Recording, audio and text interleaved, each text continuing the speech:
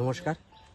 In the court of civil জাজ senior division Dharmanagar north Tripura, এক্সিকিউশনটি 10/2026, Manik Debnath and others versus Biswajit Debnath and others.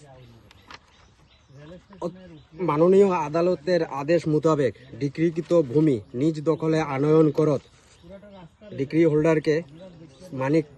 Holder মানিক দেবনাথকে বুঝাইয়া দেওয়া হইল এবং গ্রামবাসীর সাহায্যে, প্রশাসনের সাহায্যে এবং আপনার মিডিয়ার সাহায্যে এবং ডিক্রি হোল্ডারের সাহায্যে এই মাননীয় আদালতের আদেশ মোতাবেক ডিক্রিকৃত ভূমি নিজ দখলে আনয়ন করত ডিক্রি হোল্ডারকে সমঝাইয়া দেওয়া হইল।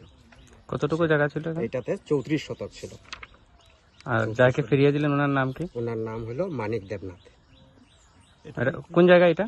এটা হলো গোবিন্দপুর। এটাতে কি কোন ধরনের মামলা ছিল?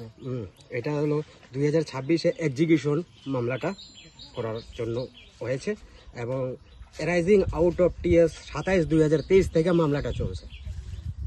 2023 থেকে মামলাটা চলছে এবং 2026 আজকে 2 তারিখ, আজকে মামলাটা নিষ্পত্তি হয়েছে, এক্সিকিউটেড হয়েছে। আমার পরিচয়, আমি কোর্টের বেলিফ, নাম অমিত সান্তাল, তিনিও কোর্টের বেলিফ, নাম সুজিত দাস। আমরা দুজনের কোর্টের স্টাফ এবং সার্ভে কমিশনার বাবু কোর্টের স্টাফ। ঠিক আছে।